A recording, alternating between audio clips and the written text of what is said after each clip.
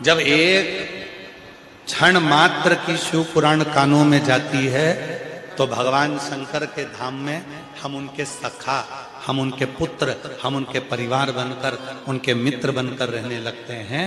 और आप सब लाखों की संख्या में आकर जब भगवान शंकर की कथा को 2 घंटा, 2.5 घंटा, 3 घंटा रोज श्रवण करते हो तो निश्चित है कि तुम भगवान शंकर की गोद में बैठोगे, शिव की गोद में विराज नित्य।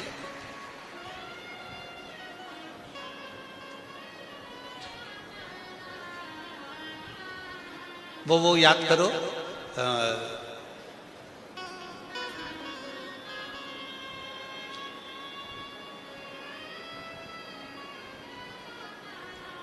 श्री गोविंद जी कांडा जी के यहाँ, गोपाल जी कांडा जी के यहाँ हरियाणा में तारा बाबा की कुटिया में कथा बाची थी।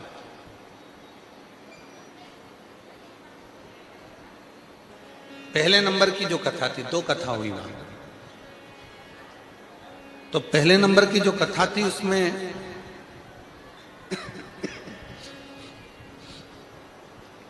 हरियाणा की एक बहन ने एक प्रश्न किया। आज भी वो प्रश्न हो सकता है यूट्यूब पर डला हो, इंस्टा पर डला हो। एक बहन ने प्रश्न किया, मान लो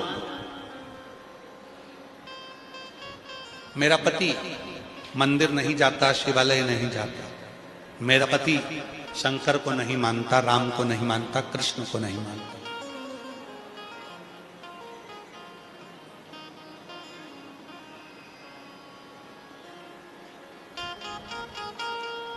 दिन भर अपने काम में लगा रहता है।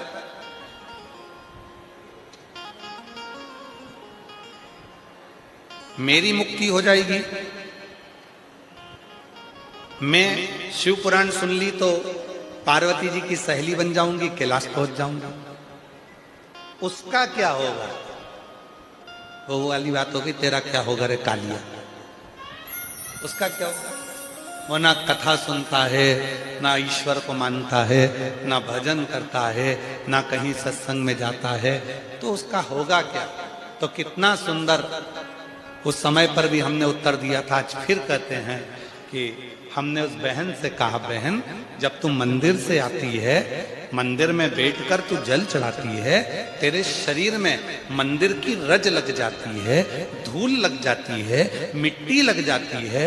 वो रज जब कपड़े में लगकर आती है और कपड़े में लगी हुई वो रज जब तू घर में आकर आटा उसनती है, चावल धोती है, दाल बनाती है, सब्जी काटती है, 1-2 बार तो तू साड़ी से अपने हाथ को पल्लू से 2-1 बार तो पोंछ लेती होगी, और वही मिट्टी, वही रज उसके भोजन में जब जाती है तो उसका कल्याण मेरा महादेव अपने आप कर देगा।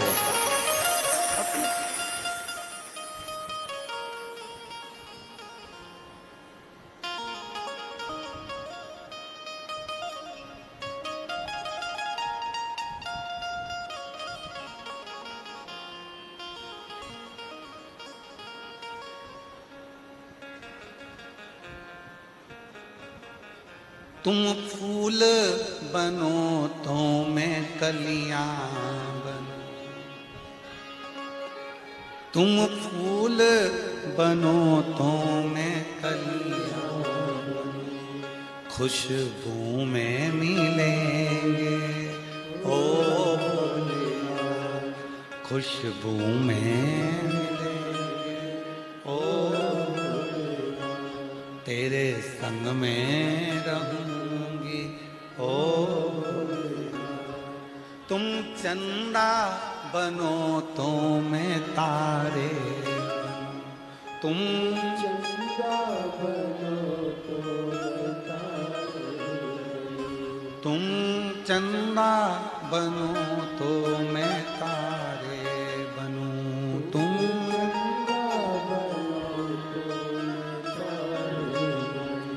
आकाश में मिलेंगे ओ, आकाश में मिलेंगे ओ।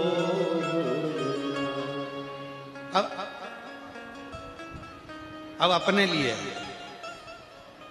हम वक्ता बने तो तुम श्रोता बनो।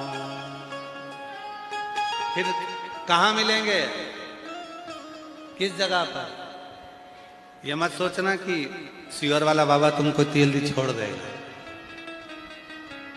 आपने भी कथा सुनी है और हमने भी बाबा की कृपा से कथा का वाचन किया। और जब कहा गंगा का जल मुख में जाता है तो पुनः जन्म नहीं होता, पर शिव पुराण कानों में जाती है तो मरने के बाद कैलाश का वास मिलता है, शिव की शरणागति मिलती है और शंकर के अपने बनकर बैठते हैं। तो करेंगे क्या? कैलाश में मिले फिर कहीं नहीं। आप और हम सब जितने आस्था चैनल पर सुन रहे हैं, जितने फेसबुक पर सुन रहे हैं, जितने यूट्यूब पर सुन रहे हैं, जिनके दिल में शिव बस गया है, जिनके हृदय में शिव पुराण बस गई है, कथा के बिना मन नहीं लगता, याद रखना कैलाश पर मिलेंगे वहां।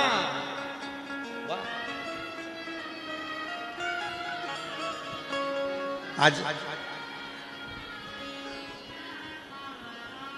हम उमरगा से होते हुए परम पूज्य संत शिरोमणि राम कथा के परम रसिकमय श्री रामचरितमानस को घर घर पहुंचाने वाले, सबके हृदय को अयोध्या और राम जी का मंदिर बनाने वाले परम पूज्य मोरारी बापू जी की कथा में जब हम गए थे तो वहाँ बड़ी आनंदता, शांति और शीतलता, उनके सत्य प्रेम और करुणा का दर्शन स्वयं मोरारी बापू के रूप में हो जाता है। स्वयं तो जब हम कथा में जा रहे थे तो उमरगा रुके थे, और उमरगा रुके तो वो हमारे साथ में पाटिल जी का बेटा भी था, ड्राइव वही कर रहा था। तो बड़ा धीरे से बोला वो, गुरुजी हमारे उमरगा में महादेव का बहुत प्राचीन मंदिर है। तो हमने उससे कहा ठीक है। आगे वाले गाड़ी वाले को तो सूचना तुमने दी नहीं कि मंदिर चलना है, फिर भी तुम एक काम करना, जहां मंदिर आए वहीं डाल दो। पर आश्चर्य तो तब हुआ जब हम मंदिर के दरवाजे पर पहुंचे और मंदिर की सीढ़ी पर राजेंद्र आनंदराव जी पाटिल भी बैठे हुए थे, वहीं पर बैठे। तो फिर हमारे चित्त में आया कि कहीं ना कहीं किसी ना किसी रूप में पाटिल जी ने कथा सुनी, महादेव जी के दरवाजे पर आकर बैठे, तो महादेव ने कृपा कर कर कहीं इस बालक पर करुणा कर दी जो एक भक्त को भगवान की कृपा से निमंत्रण देकर बुलाया, और भगवान पाटिल परिवार के पुत्र के द्वारा फिर हम उस महादेव के मंदिर में उमरगा। बड़ा मन लगता है जी। प्राचीन जितने शिव मंदिर हैं, प्राचीन तो प्राचीन, नए भी अगर शंकर के मंदिर होते हैं तो उस मंदिर में जाकर शिवलिंग का स्पर्श करने में, वहां के जल का प्रोक्षण करने में, नेत्रों से लगाना, आचमन करना, अपने दिल की बात अपने महादेव को कहने में बड़ा आनंद।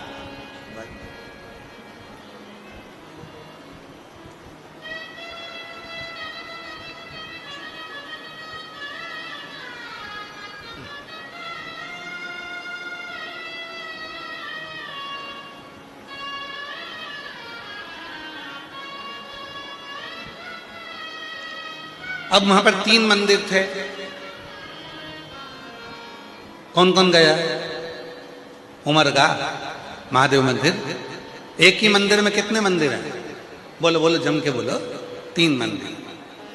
सामने वाला भगवान विष्णु जी का, फिर इधर ब्रह्मा जी का, इधर शिव जी का।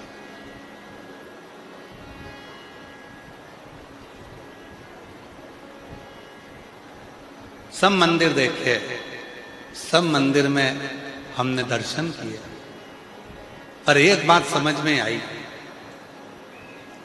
एक मंदिर में तो थोड़ा सा ताला लगा था, दूसरे मंदिर में भी ताला लगा था, पर जिसमें मेरा देव अधिदेव महादेव बैठा था वहां हर कोई अंदर जा रहा था, एक लोटा जल चढ़ा रहा था, बड़े प्रेम से शंकर के इतने बड़े शिवलिंग को छू रहा था और आ रहा।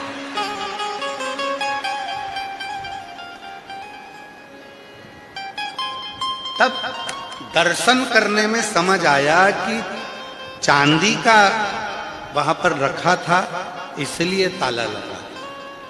तो मेरे भोलेनाथ इसलिए तुमसे कहते हैं कि कथा में आना तो चांदी और सोना लेकर मत आना।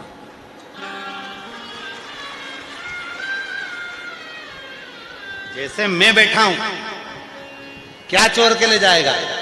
ले जा भस्म, बेलपत्री, पानी, फूल, धतूरा, क्या लेकर जाएगा?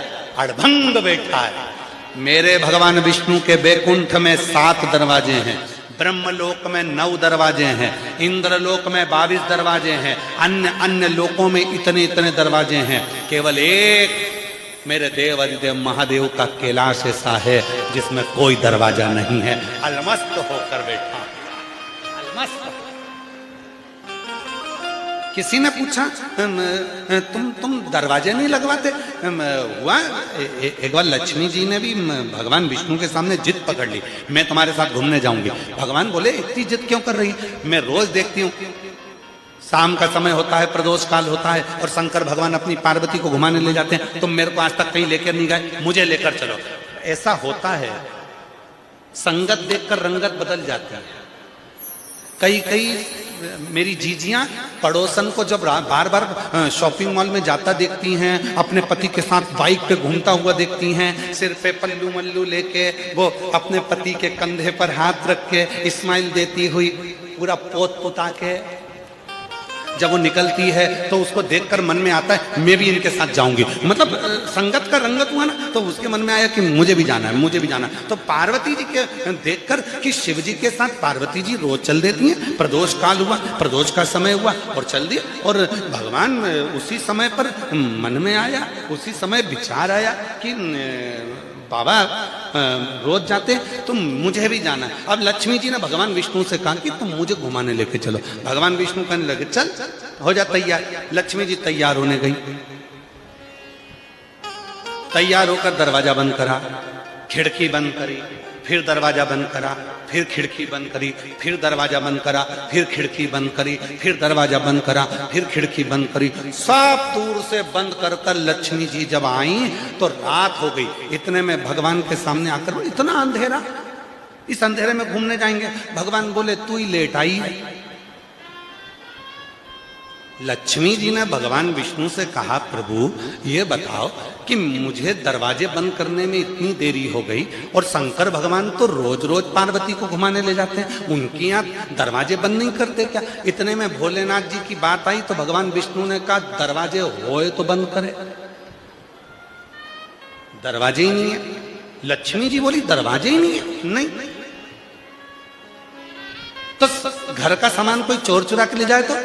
भगवान नारायण ने कहा चुराने की भी दम चाहिए। पहली बात तो अंदर कुछ होए तो ले जा। सारी समस्या का हल, अरे जम के तो बोलो, एक लोटा जल शिव जी के पास मिलेगा क्या? ज्यादा से ज्यादा एक लोटा, बस बेलपत्र और क्या ले? बाबा तो कुछ तो लेकर। तो भगवान नारायण ने कहा उनको भय नहीं है, जब दोनों घूमने जाते हैं तो अपने गले का से नाग उतार कर दरवाजे पे छोड़ जाते हैं। किसके बाप में दम है अंदर आ जाए, किसके पिता में बल है आओ अंदर। दरवाजे पे बैठा है वासुकी नाग, कौन अंदर जाएगा? महाराज कौन भीतर जाए? अब अंदर जाए भी तो जाए कौन, भीतर जाए भी तो जाए कौन? शिव क्या है? दरवाजा नहीं है उसके यहां, उसके यहां दरवाजा, वो दरवाजा रखता ही नहीं है। क्यों? जो घर का बुजुर्ग होता है, घर का जो बड़ा होता है, घर का जो बड़ा होता है, उसका दरवाजा हमेशा खुला हुआ होता है। कब बड़ी बहू को, छोटी बहू को, पोते को, पोती को, नाती को, पंती को कब जरूरत पड़ जाए, इसलिए घर का दादा दादी, घर का नाना नानी, घर का बुजुर्ग व्यक्ति अपने दरवाजे को बंद कर कर नहीं सोता, दरवाजा खोल कर सोता है कब बच्चों को जरूरत पड़ जाए। उसी तरह मेरा देव अधिदेव महादेव है, वो दरवाजा खोल कर रखता है कि तुम्हें जब मेरी जरूरत पड़े तब आओ, तब आई।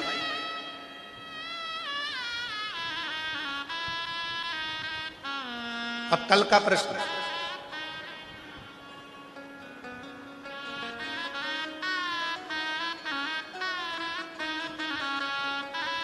कल एक प्रश्न किया था, एक कोई बहन ने लिखकर भेजा है सीहोर, वहां से प्रश्न आया है। तो वह प्रश्न का, जिसने प्रश्न किया है थोड़ा ध्यान रखना, उसने प्रश्न किया कि सीहोर वाले गुरुजी कहते हैं कि प्रदोष काल में शिव जी की आराधना करना चाहिए, प्रदोष काल में भगवान शंकर के मंदिर जाना चाहिए, प्रदोष काल में शिव जी के मंत्र का जप करना चाहिए, बन सके तो प्रदोष के दिन, प्रदोष काल में शंकर के मंदिर जरूर जाना चाहिए। ये प्रदोष काल का इतना महत्व क्यों है? प्रदोष काल का इतना महत्व क्यों है?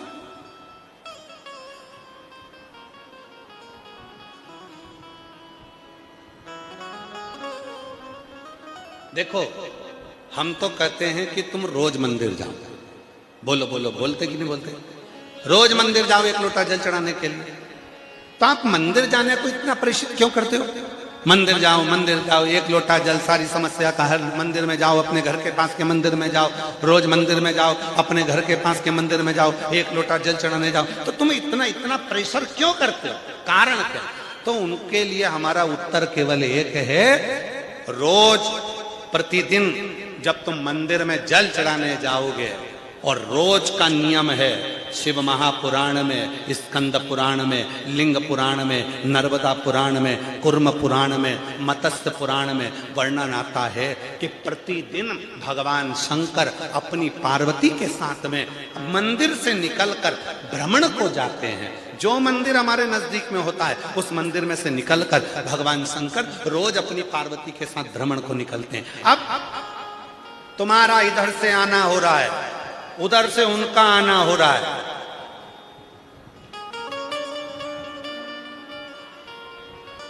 टकराओगे। जब टकराओगे तुम पैदल पैदल वो नंदी पर जैसे टकराओगे, छोटी गाड़ी की तो कभी गलती रहती नहीं है, गलती तो बड़ी गाड़ी की है ना। तो बड़ी गाड़ी फोर व्हीलर पे तो भगवान भोलेनाथ बैठे।